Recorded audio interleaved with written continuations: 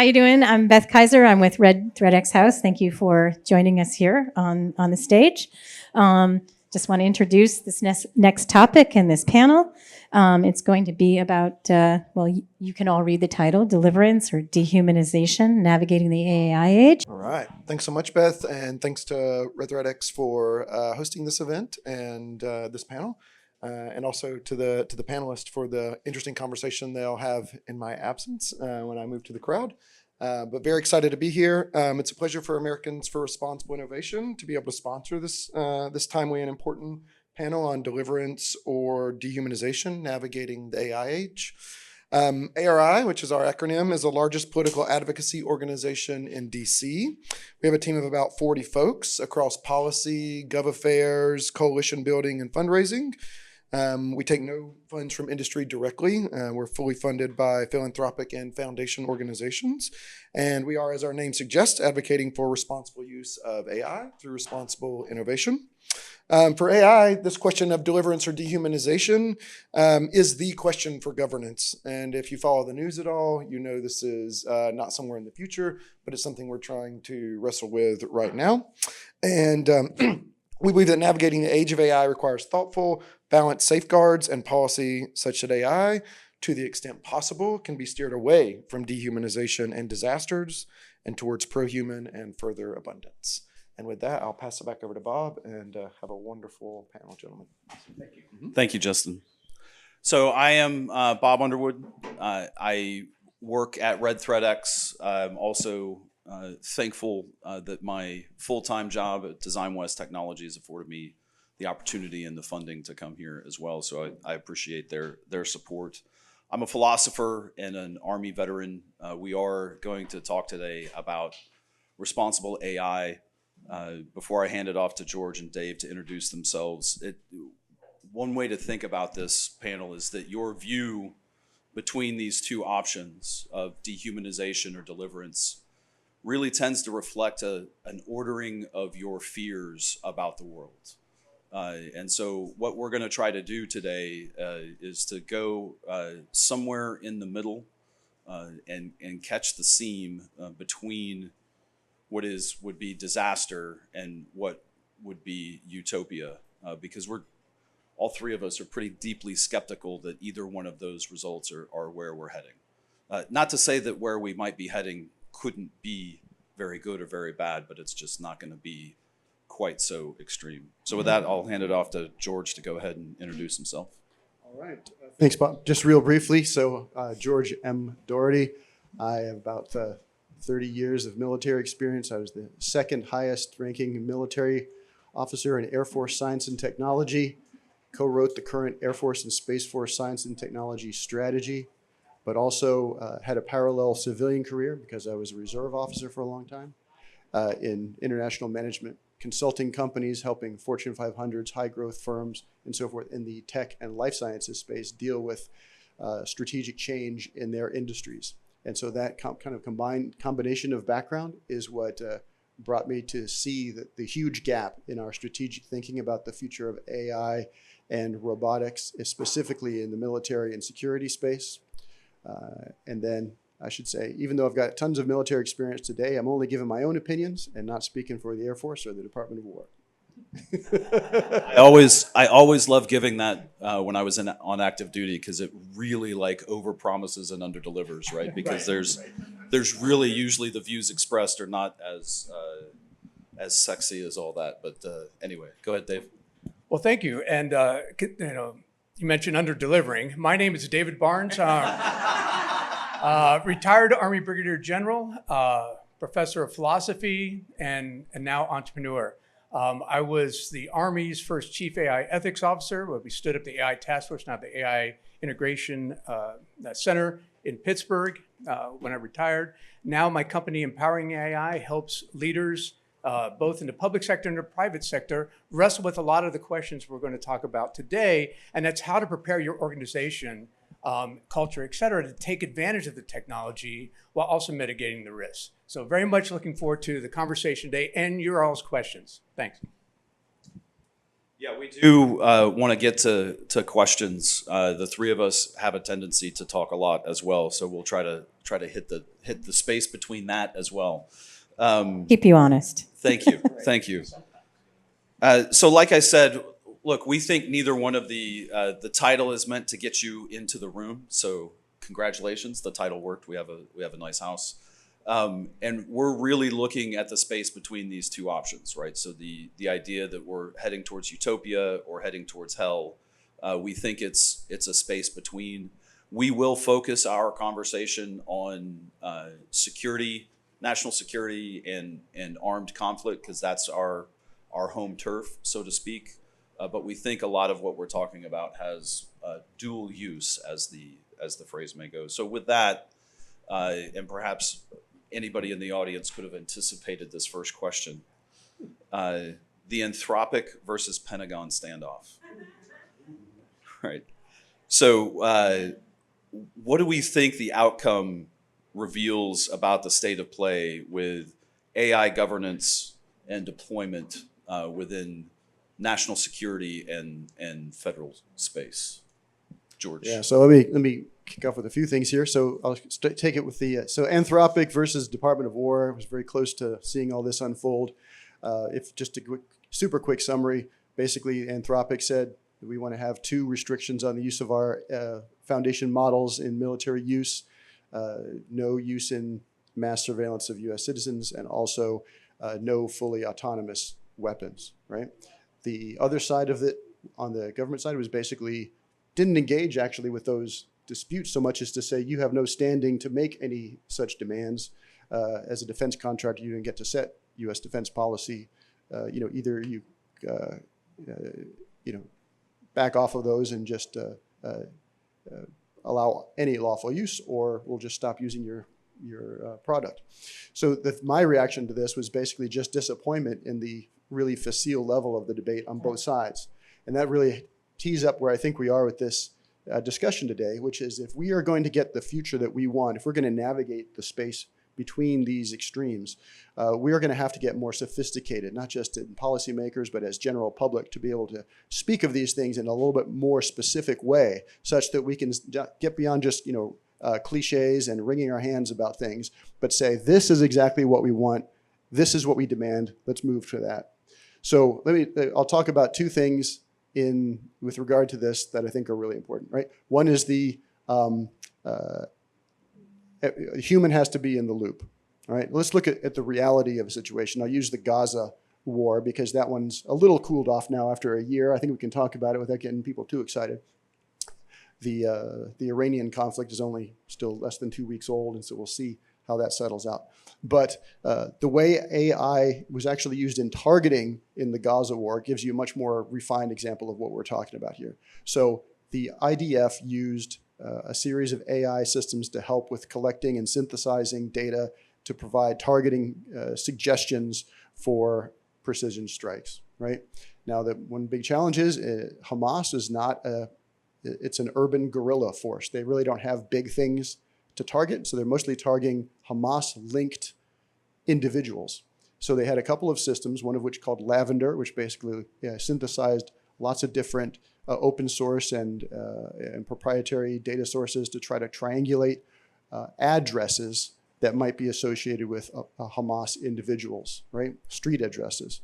The other one, they had one kind of colorfully called Daddy's Home, which is basically tracks cell phone data and usage to be able to track individual cell phones that might be associated with Hamas-linked individuals and where they actually are.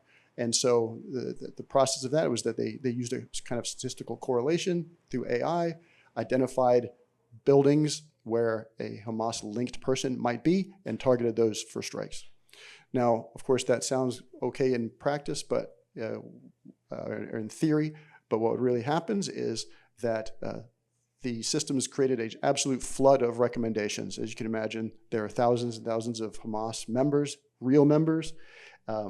Within a very short period of time, they basically were able to strike all the things that were very, very highly correlated, but the war didn't end. So they then get a bigger basket, strike hundreds of other additional targets that were maybe less highly correlated, and the war still didn't end. And down and down it went. The numbers of target suggestions increased and increased and increased to the point that pretty soon the analysts who were supposedly providing human check over these things were just seeing a constant flood of recommendations, and their human oversight was basically limited to just approve, approve, approve, approve, approve. And there really was no way to conduct any real human oversight at that point. And as a result, as you see in Gaza, basically everything that was there ultimately got struck before the war was over.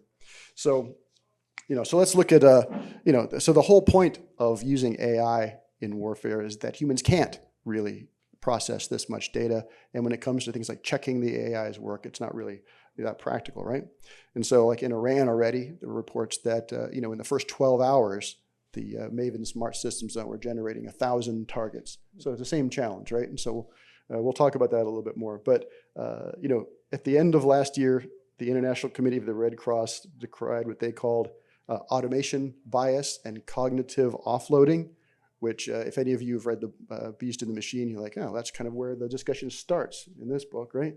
And then in a Nature editorial, I think their quote was, "The integration of large language models into military targeting workflows compresses decision timelines beyond the point where meaningful human judgment can be exercised." Sure, right? But we've actually come beyond this in a lot of other areas too. You would not today think it was reasonable to say that a human bank teller needs to oversee and check every transaction from an ATM or an online banking system to make sure it's correct, right? It's just not practical. So the point here is, for many reasons, just saying we need a human in the loop always is just not a practical or very sophisticated way to address this very, very real ethical problem. So the other thing is no fully autonomous weapons, right? We don't want any weapons that are hitting random targets that we can't really understand, all right? Once again, this is really actually, sounds good. Intention is in the right place, but it's actually really too facile. Landmines, long-range artillery shells have been doing this for a long time. You have no idea when you plant a landmine who's going to blow up. When you fire an artillery shell 20 miles into the distance at a map coordinate, you don't really know if it's going to hit a tank or an ambulance or what. So the idea that that we can control those things is a relatively new phenomenon. And so all of the recent advances in Western warfare have been about increasing precision and the certainty of effects. It's going the opposite direction of having unsupervised systems that produce random, uncertain effects on uncertain topics. I would be moving us back to the age of poison gas and biological weapons and so forth, things we've been getting away from for a long, long period of time. So in short, there's lots of risks involved in bad applications of autonomy to military systems and security systems, but simply saying that you have no fully autonomous weapons is just not sophisticated enough to get after the real challenge. So in that case, I'll hand it on by saying that a more precise and helpful debate about that would really focus on the fact that a fully autonomous weapon cannot really exist, because anything that is fully autonomous in the sense that it does not execute the will of its wielder is just not a weapon. It's like if you were to hand a handgun to a toddler, and a loaded handgun, and say, go out there, that toddler is not your weapon, right? It would not be a good idea to do that because it's going to act on its own volition. So if we are to take anything that is acting fully autonomously and empower it to act on its own volition, make its own decisions, in effect, what we're doing is not creating an autonomous weapon. You are positioning something as an artificial combatant under the laws of war. And an artificial combatant, or any combatant that does not have the ability to understand the consequences of its own actions and distinguish right from wrong, is by definition, it's arming the legally insane. And that would be an insane thing to do. But if we focus on that issue of artificial combatants and what does that mean, that actually leads to a much deeper discussion. And so some of my colleagues here are actually very esteemed experts on agency and moral agency in war. So I'm really excited to hear what they have to say on that subject.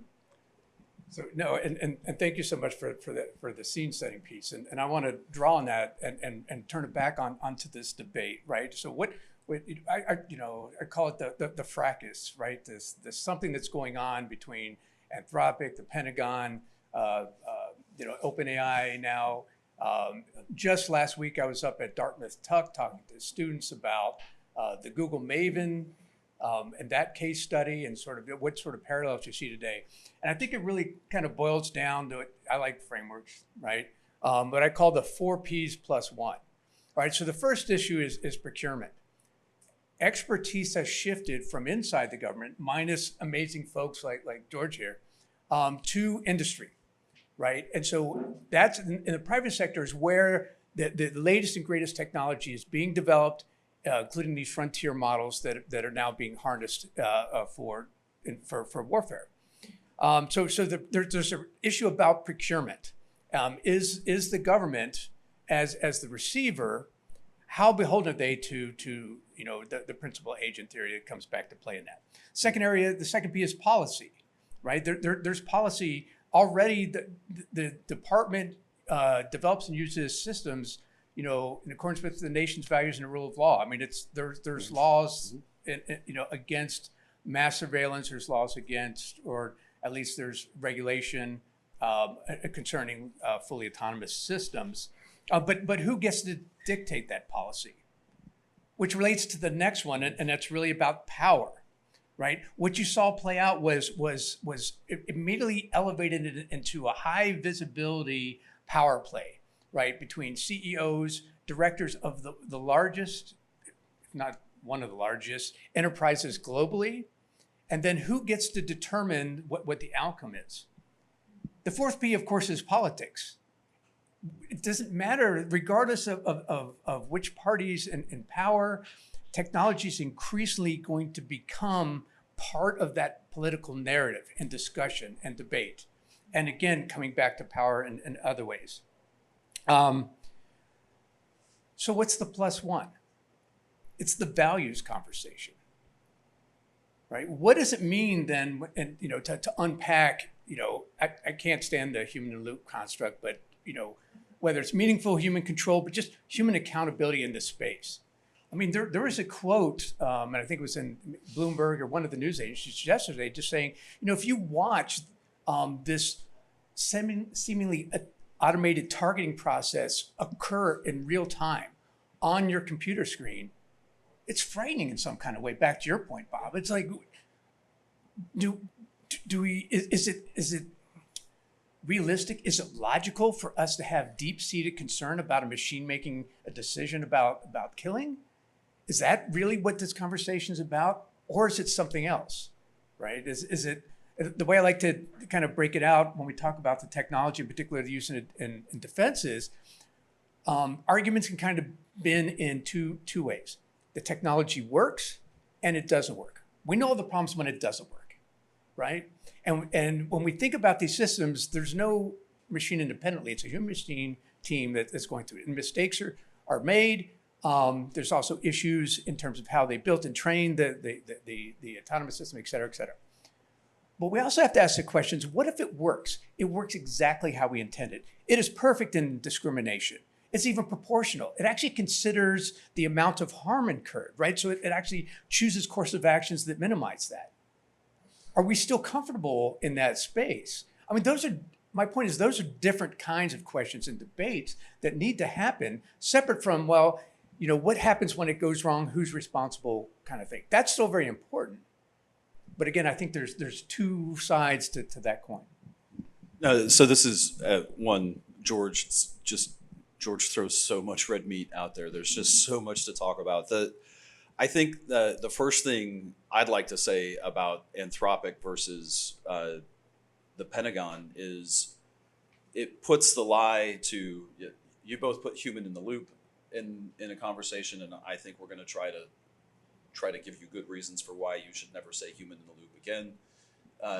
The other one that drives me bananas is this idea of a responsibility gap, right? That somehow these autonomous systems lead to lots of killing and destruction that has nobody responsible for it. And the whole dust up between Anthropic and the Department of War just puts the lie to that, because the only way to explain Dahario's actions is because Anthropic felt in some way, shape, or form responsible for things that they had absolutely no direct involvement for. And so unpacking the idea of responsibility and having, these systems that are becoming what philosophers like to talk about as ersatz agents, right? So just the question about whether or not the agent is fully autonomous or fully responsible, it's in many important ways beside the point, because the level of autonomy that they already have activates our responsibility for employing them.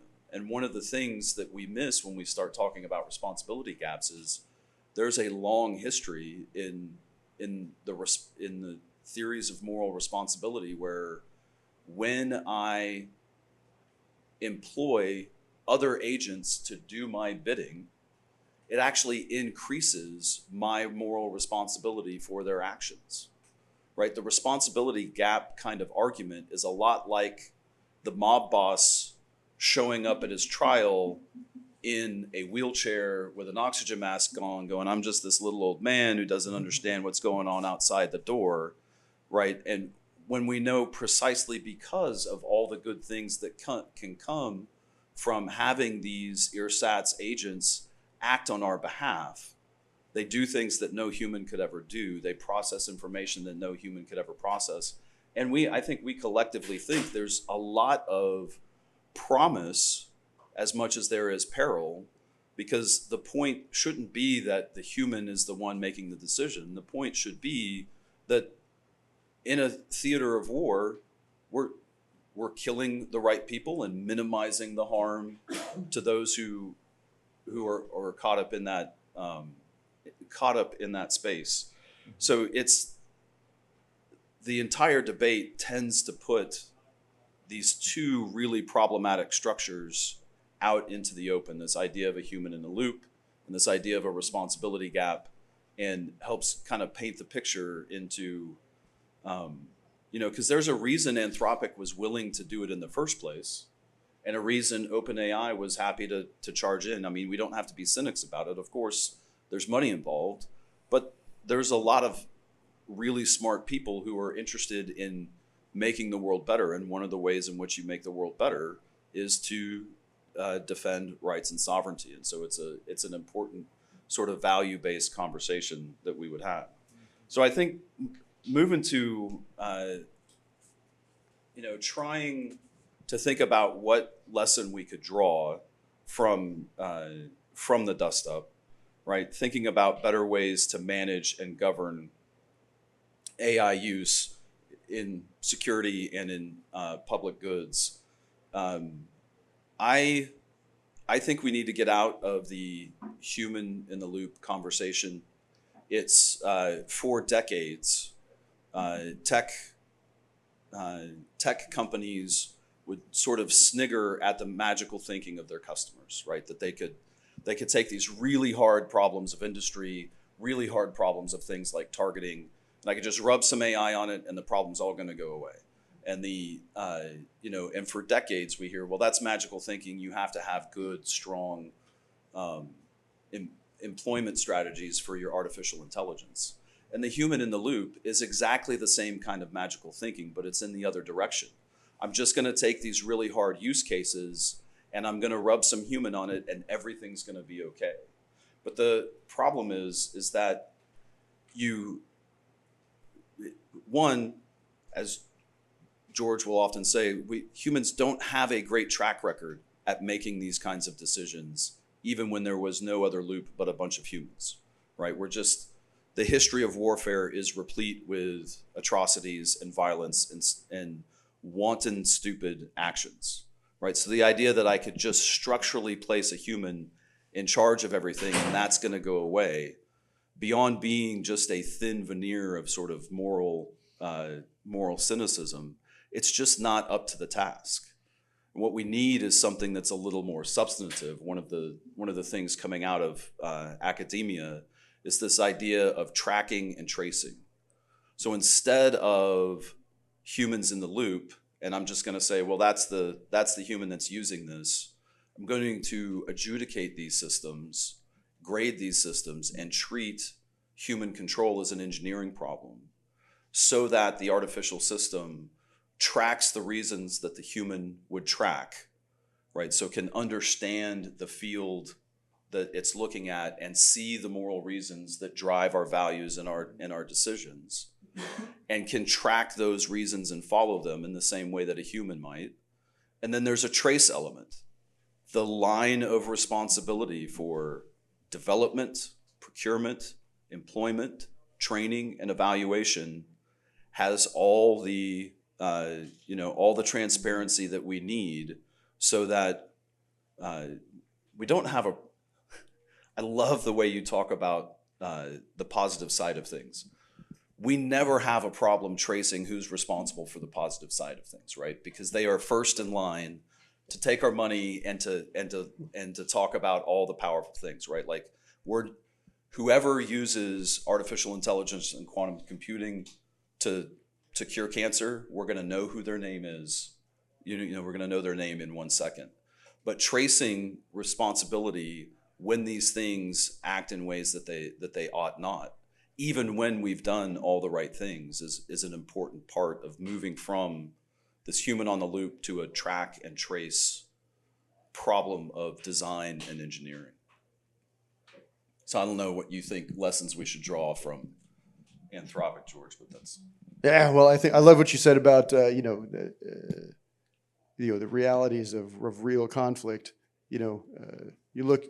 One of the really important things that kind of hammers home why it's so important for us to get this right is that it's not really up to us what happens in the world of AI and robotics and in warfare, because we are no longer the only ones with AI and robotic weapons, right? There's a massive global rush to acquire them now, and the fact that they've become so inexpensive and so easily acquired has meant that everybody out there is going to be pointing theirs at us here in the very short period of time, right? And if you look at a place like Russia, all those strikes that have hit shopping centers, apartment blocks, restaurants, and so on, those were not mistakes of targeting, right? Those were intentional decisions made by humans, because that is their model of warfare, right? Theirs is not highly precise strikes on command and control centers and industrial choke points and those things that we like to talk about. Their whole theory of war is bludgeon the civilian population so bloody that they will demand to their government that they surrender. Similarly, the first armed drones, small quadcopter drones, were invented by ISIS, a terrorist group, right? They had beautiful man-in-the-loop control of every one of their drones. Did that mean that they were used ethically? Oh, heck no, right? So that goes to show, again, that just man-in-the-loop is not enough. But where I think we can move this debate forward, and thanks for the opportunity, is in one area, there's obviously more than I can cover here, but a lot are covered in the book, is the kind of metrics that we use and that we hang our advocacy on. So I like to tell the story of traffic lights. Once upon a time, traffic at every intersection was controlled by a policeman with a flag and a whistle, right? And he would say, go this way, go that way. After a while, it became obvious that was not going to scale. There were too many cars, too many intersections, not enough policemen. So the first thing they did is they moved to a system where there was an electrical traffic signal, and a policeman would stay up in a position high overhead and basically push the buttons and operate the electrical signal. And of course, that didn't scale that well ultimately. But they had to point, well, you have to have a policeman supervising this, obviously. But after a while, they realized, well, the metric that's important was not, is a policeman supervising every traffic signal? It's what is the rate of accidents at that intersection? When you had the technology of traffic signals get good enough that the rate of traffic accidents went down and down and down effectively to zero, then you knew you were okay not to have that human in the loop anymore. But you knew what the real metric was that was important.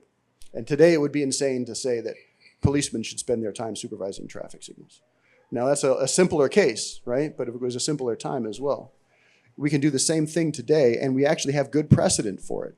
So what do you do when you have when you're trying to destroy things that are bad and spare everything that is good? But there's far too many of them for a human to individually supervise each thing.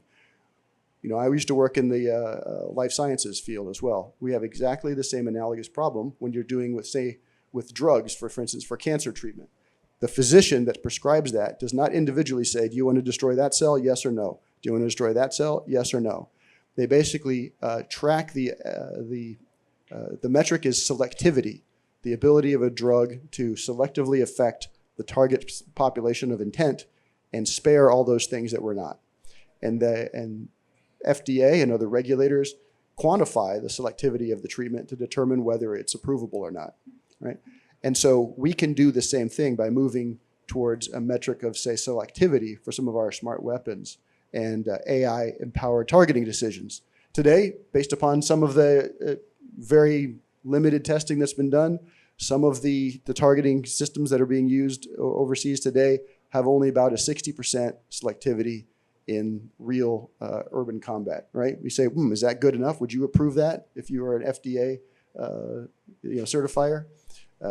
But if we were to say, for instance, we insist that all AI targeting decisions or robotic weapon strikes against the enemy combatants have to have at least, say, a 95% selectivity in the actual environment of use. That's something you can quantify, right? It doesn't say, oh, you have to do this as part of your process or whatever, which you'll hardly be able to know, or have to dissect the robotic system to be able to determine maybe it does, maybe it doesn't.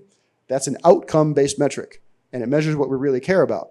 And so if we start, for instance, moving the debate off of things like, oh, a human in the loop, no autonomous weapons, but saying, what is the selectivity in this environment? Is it high enough to meet the standard? That's something you can actually hold people's feet to the fire for, and that's something you can write into law and do all those things we need to effectively get to more responsible AI. We're in an interesting space, and if you think about the responsibility, not the responsibility gap, and that from that perspective, which I absolutely agree, but just this notion of where this burden lies. Is it those who build the technology or those to use it? And if you think about it for a second, of course, it doesn't take long. You say, well, it's sort of everyone's responsibility. It's shared. But when you engage with stakeholders who are designing and building the technology versus those that are using it, it's a different kind of problem space that they're operating in, right? And so, from a builder developer, I want no inhibitions, no roadblocks. I want to accelerate as best I can to get the best technology I can for my customers. And so I don't control how they use it. That's on them. And if they want me, I can put some guardrails built in the technology. From the user standpoint, right, they're looking at it like, look, you give me this brand new mechanical pencil, it's going to operate like a mechanical pencil, and you've tested it and everything else, and and so I know that with confidence when it works, when I need to add more lead to it, and when it might fail, et cetera, et cetera.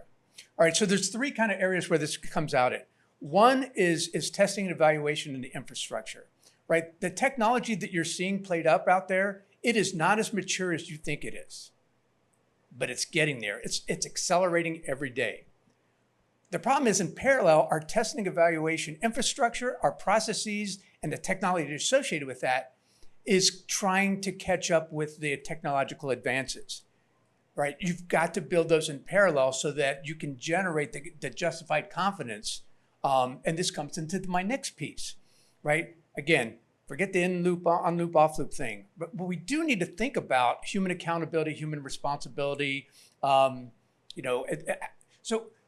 putting commander's hat on for a second. How do I know the system that I get is going to operate? How do I translate 62%, a success rate on identifying a target relative to the other options that I have in my kit bag for employing, right? We do this when we bring on another human team, whether it's another troop or a squadron into our formation, et cetera. So what sort of processes do we think through? We have to, those who are designing and developing technology have to think about it from the aspect of the user and empower that user to be able to understand when it works and when it fails. One way to do that is the process mapping. The same way if you're in an organization outside defense and you're trying to accelerate the use of technology, you look at workflows from end to end, developing metrics, good metrics, not the number of AI users. You're looking at the gains and efficiencies and costs that you get from these things, right? But you're mapping out what you're currently doing and where you can accelerate those things. So in the process systems, be it targeting or something else, where is the machine sort of leading? Where's the human leading in that space? Not necessarily solely in control. Where are the handoffs? What information needs to pass to ensure that, again, the human has that confidence in it? And the last piece is, a lot of people working in governance space, explainable AI, it's in that same bucket. Technology is not mature there. We may never get it to accelerate. Still is a good place to be working, but you can't rely that on answering your test and evaluation plays. We already do governance. Governance is not just about how you wrestle with the technology. It's how does your organization function? What do you do when things go wrong? How do you accelerate in different areas? How do you keep track of customers?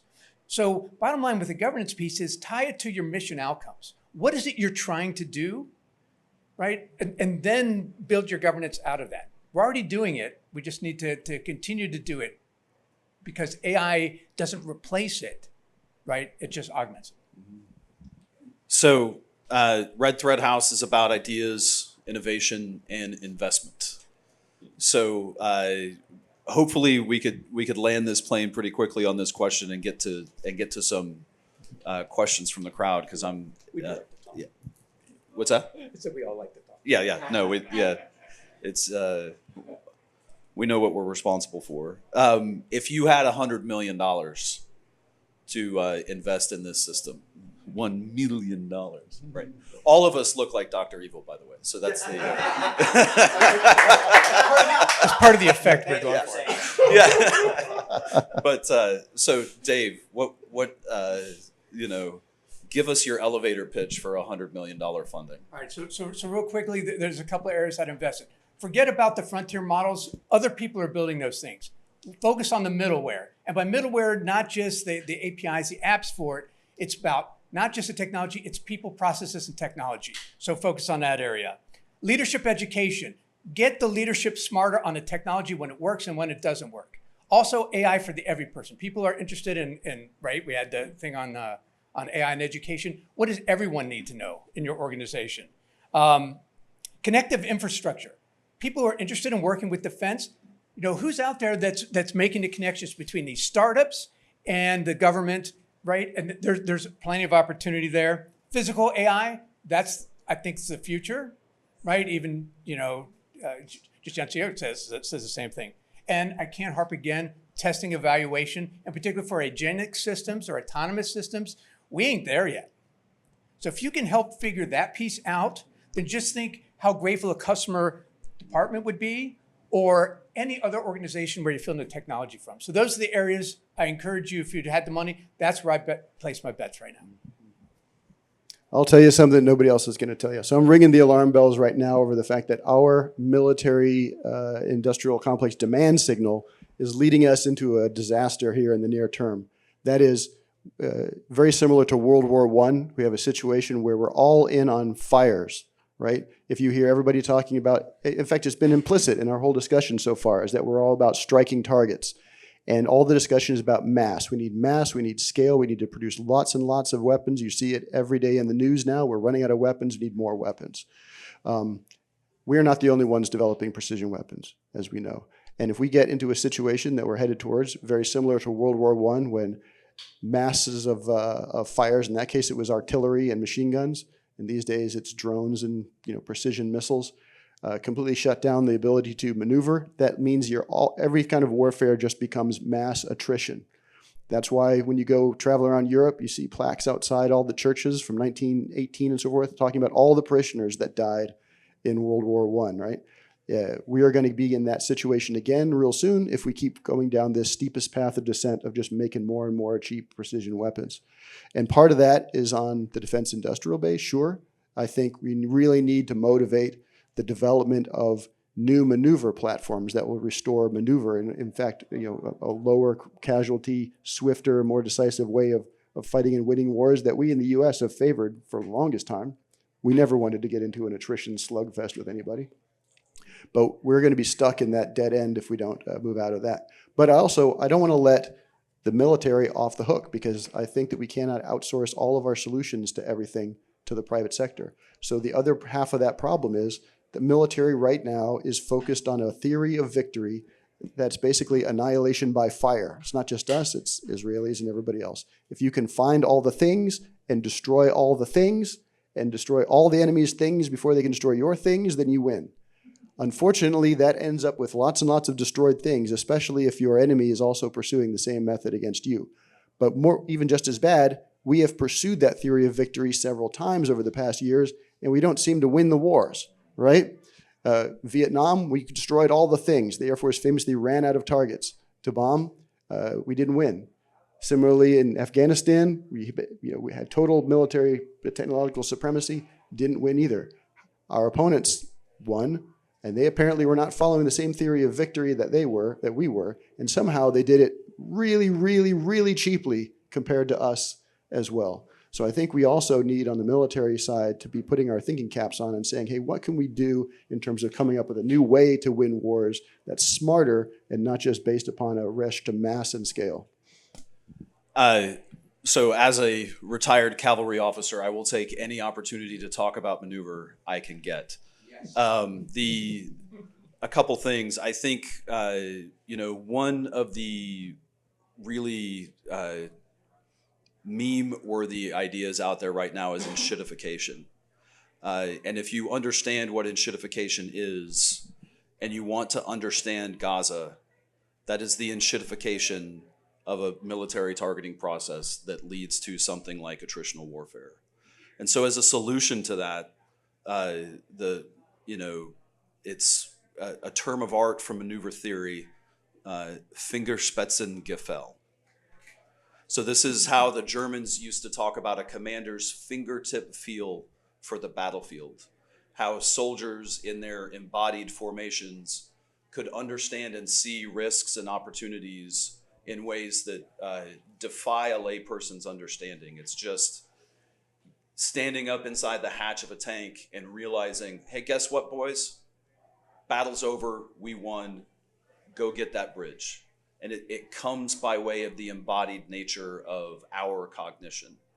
And that is a really, really hard technical problem to solve.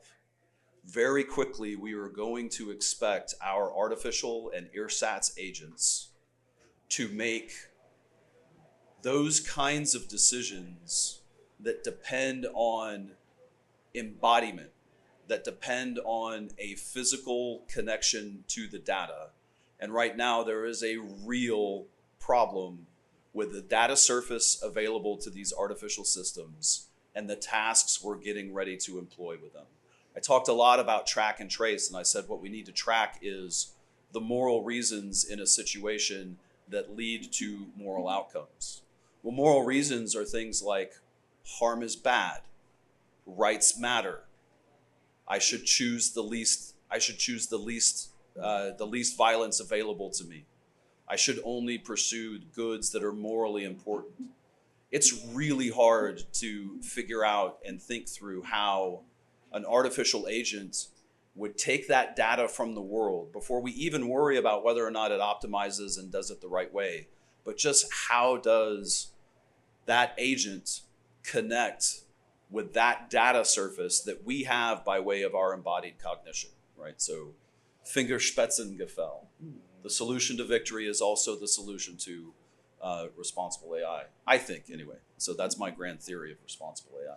But we will now go, we're a bit over time, but I think we have a minute or two. Yeah. I know we have one question here in the audience, so let's go ahead. Hi, my son is Army vet, served, he was stationed at Camp AJ in Kuwait, did terrorist targeting. That was his MOS. He was combat intelligence. This was like pre-AI, right? This 2019, 2020. So it was not that long ago, but they weren't using AI at the time. There are some truly evil people in the world, and he had to sift through awful things to target his terrorists that he finally found. I would appreciate, it would have been great that he didn't have to listen to that. He has PTSD from all the stuff he had to listen through to figure out who to target, because there's true evil in the world. So is AI helping in that? That's number one. And my second question, you were in the autonomous vehicle capital of the world in Austin, Texas. Are we going to have autonomous tanks? That's my second question. I love questions about tanks. I will be as brief as I can. I have to put a shout out to El Segundo. I don't know that Austin's going to be the autonomous capital of the world for very long because California likes to fight back. But I do think we're going to have, surprisingly, autonomous ground vehicles is way harder than autonomous air vehicles. So it's a really difficult problem to solve, but eventually it's just a technical problem. I would say on your son's story, one of the things that I think is the chief moral potential of these systems is to do just what you asked about, which is even moral killing in war. Like, so even if I can guarantee that a soldier will walk into a battle and do everything the right way and kill only the right people, he or she comes out on the other side at a moral cost to their psychology. And the more that we can offload any of those tasks to machines that don't feel the same psychological pains that our soldiers do, I think is one of the chief benefits of having these kinds of technologies integrated in our systems. I think we have time for one more question. We have one more question here, and then we'll get wrapped. Yeah. My name is Alice. Amy and I actually work together with part of the U.S. Prop Tech Council, and we just hosted an event yesterday around responsible AI governance, and I wish you were there. I would have loved your perspective, but my question to you is actually related to specifically around seeking responsibility on things like biological warfare, which, it's very hard to see where the originator of that might be. How do you claim responsibility from that? And I'm just going to say, I'm so proud to be an American citizen. Okay, so thank you for your service. I'm very privileged. It's a great country. Very great country. Yeah, thank you. I think about the targeting thing as well. It goes to the biological weapons thing as well, but also I think proud to be an American. The suffering that we've put some of our operators through when it comes to drone strikes and so forth actually illustrates the tremendous lengths that we as a U.S. Military are willing to go through in order to try to achieve the kind of precision, discrimination, and legality that other countries don't give a crap about, right? The necessity of watching those potential targets during the war on terror, choosing exactly the right moment, making sure you've got the right person, making sure all the lawyers in the room agree. Do you think the Russians or the Ethiopians and so forth who are also conducting drone campaigns right now have that? No. And that in many ways we were less dehumanized in combat because of that than we were in previous generations where B-17s would just carpet bomb cities and you had no idea what you were hitting. We're very, very careful, and I hope we always stay that way. When it comes to things like biological weapons, those are mostly useful as terror weapons, not as military weapons, because they are so imprecise and so hard to control. So I think we can talk about the regulatory regimes and all that, but the important thing is, we don't want to create new generations of autonomous weapons, drones, swarms, things like this that repeat the mistakes of the past, because we banned those things for good reason. They were bad weapons as well as being immoral, and we don't want to create new generations of the same thing and have to relive the horrors of the early 20th century in the 21st century in high definition. Yeah, I mean, it's one of the things that the IC intelligence community, right, is focused on, so that if there's any of those kind of issues, the issues of attributions, we have to remember that much like a biological weapon, how is AI going to enable that? Any sort of actor to be able to get it now, right? As it's democratized, if you're an optimist, right, it's, proliferated if you're more pessimist view of the technology. And so, in a sense, it's always this sort of give and take. The major tech companies, OpenAI, Anthropic, et cetera, have heads of preparedness, et cetera, and they're worried about this and so the model's ability to reveal new threats from the build side. Then from the user side, we have to think about, okay, what are we doing and how are we, secure by design and the work that we do so we ensure that, one, we're not releasing anything new, out there that's unintended, but also that we're keeping an eye on those potential threat areas. And it's just going to be a constant thing. We can never just become complacent in our thinking. So thank you. Thanks, gentlemen.